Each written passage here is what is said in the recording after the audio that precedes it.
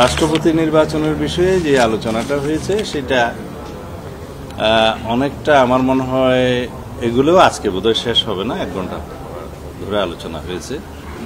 তাতে দেখা গেছে রাষ্ট্রপতি নির্বাচনের জন্য ওনাদের যে প্রস্তাব, তাতে রাষ্ট্রপতি নির্বাচনের একটা ইলেকটোরাল কলেজ করা হবে এবং প্রায় ওনাদের বাসায় 70,000-এর মতো এখানে ভোটার থাকবে। মানে ইউনিয়ন পর্যায় থেকে শুরু করে স্থানীয় সরকারের সব পর্যায়ের প্রতিনিধিগণ এখানে ভোটার হবেন এবং রাষ্ট্রপতিকে সৎ, দক্ষ এবং অভিজ্ঞ একজন ব্যক্তিকে মনোনয়ন দেওয়ার জন্য ওখানে প্রস্তাব করা হয়েছে। আমাদের বক্তব্য ওই জায়গায় আমরা বলেছি, বিদ্যমান ব্যবস্থা অনুসারে জাতীয় সংসদের সদস্যদের দ্বারা পরোক্ষভাবে যে রাষ্ট্রপতি নির্বাচনের বিধানটা এখন বিদ্যমান ইয়েটা আছে, সংবিধানে আছে আর্টিকেল 48-এর সাবসেকশন 1 প্রভাবে, সেইটার রেসপন্সিবিলিটি হচ্ছে নির্বাচন কমিশনের পাওয়ার অ্যান্ড ফাংশনের মধ্যে কনস্টিটিউশনাল ম্যান্ডেট হিসেবে খুব সম্ভবত আর্টিকেল 119। এতে প্রেসিডেন্ট এবং পার্লামেন্ট সদস্যদের নির্বাচনে যে সাংবিধানিক ম্যান্ডেট ইলেকশন কমিশন, সেই হিসেবে তারা এটা পরিচালনা করবে।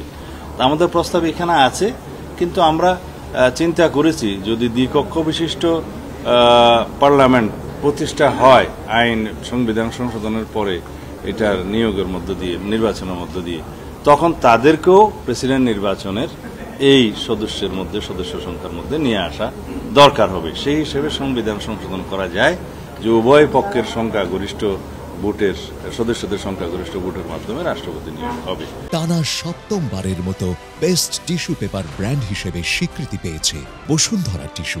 এটা আমাদের কাছে বাস্তবায়ন মনে হয়েছে।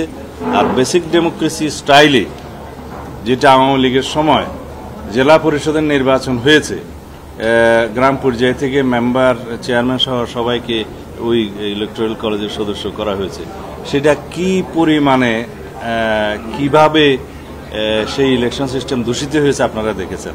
তা আমরা মনে করি আমাদের পলিটিক্যাল কালচার, আমাদের যে নির্বাচনী হিস্ট্রি এবং আমাদের যে চর্চা গণতান্ত্রিক, এইগুলো বিবেচনায় নিলে সেই বেসিক ডেমোক্রেসি স্টাইলের যদি আমরা ইলেকটোরাল কলেজ করি, সেটা মনে হয় ওই হিস্ট্রি আবার রিপিটেড হবে।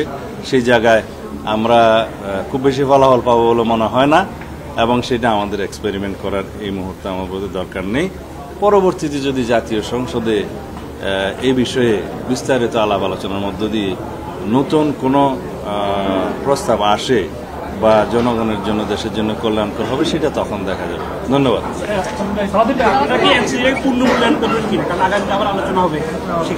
আলোচনা হবে, তখন আমরা আলোচনা করব।